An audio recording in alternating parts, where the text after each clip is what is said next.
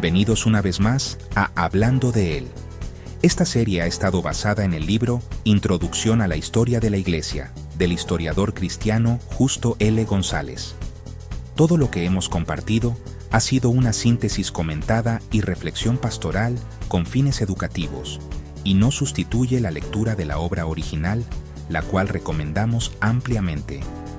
Hoy no abrimos un nuevo capítulo histórico. Hoy hacemos una pausa, miramos hacia atrás y nos preguntamos, ¿qué aprendimos de la historia de la Iglesia? Porque entender la historia es también entender nuestro llamado hoy. Desde la Iglesia perseguida hasta la Iglesia contemporánea, una verdad se repite una y otra vez. Dios nunca perdió el control. Imperios surgieron y cayeron. Reyes gobernaron y desaparecieron. Sistemas políticos y culturales cambiaron. Pero el Evangelio siguió avanzando. La historia de la Iglesia no es la historia de la perfección humana, sino la historia de la fidelidad de Dios. Esto nos recuerda que nuestra esperanza no está en estructuras ni en líderes, sino en el Dios que guía la historia. La historia de la Iglesia es honesta. Nos muestra una Iglesia valiente, pero también una Iglesia que falló. Hubo tiempos de martirio y testimonio fiel, y otros de poder, corrupción y silencio. La historia no idealiza a la Iglesia, la muestra humana, y aún así, sostenida por gracia. Esto nos libera de la ilusión de la perfección y nos llama a vivir desde la humildad, el arrepentimiento y la dependencia de Dios.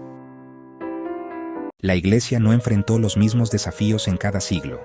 No fue igual seguir a Cristo bajo persecución que hacerlo con poder imperial. No fue igual vivir la fe en la Edad Media que en la modernidad. La fidelidad nunca consistió en copiar el pasado, sino en obedecer a Dios en el presente. La historia nos enseña que no somos llamados a repetir formas, sino a encarnar el Evangelio aquí y ahora. Paradójicamente, los momentos de mayor crecimiento espiritual no siempre fueron los de mayor comodidad. La Iglesia creció bajo persecución. Se purificó en medio de la crisis. Se renovó cuando fue confrontada.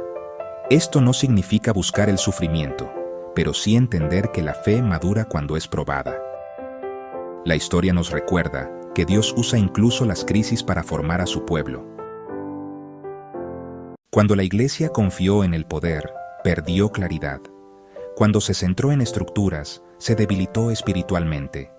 Pero cuando volvió a Cristo, a su palabra, a su gracia, la Iglesia fue renovada. Cristo siempre debe ser el centro, no una doctrina aislada, no una tradición vacía, sino una persona viva. La historia nos enseña que la Iglesia no se sostiene por ideologías ni por estrategias, sino por su fidelidad a Cristo. La historia de la Iglesia no termina en los libros.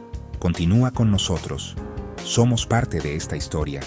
Nuestras decisiones, nuestro testimonio, nuestra fidelidad formarán parte del legado que dejemos. La pregunta final no es ¿qué hizo la Iglesia antes?, sino ¿qué haremos nosotros ahora? Estudiar la historia de la Iglesia no es mirar al pasado con nostalgia, sino mirar el presente con discernimiento. Dios sigue obrando. Cristo sigue edificando su Iglesia. El Espíritu sigue guiando a su pueblo. Que esta historia no solo nos informe, sino que nos transforme. Esto es, Hablando de Él, una fe con raíces, centrada en Cristo. La historia no termina aquí, continúa con nosotros. Gracias por acompañarnos en esta serie especial de Hablando de Él. Si este recorrido por la historia de la Iglesia ha sido de edificación para tu vida, te animamos a leer Introducción a la Historia de la Iglesia, de Justo L. González, una obra clara, profunda y accesible para comprender la fe cristiana a lo largo de los siglos. Hasta nuestro próximo encuentro. Síguenos. Hablando de Él, una fe con raíces, centrada en Cristo.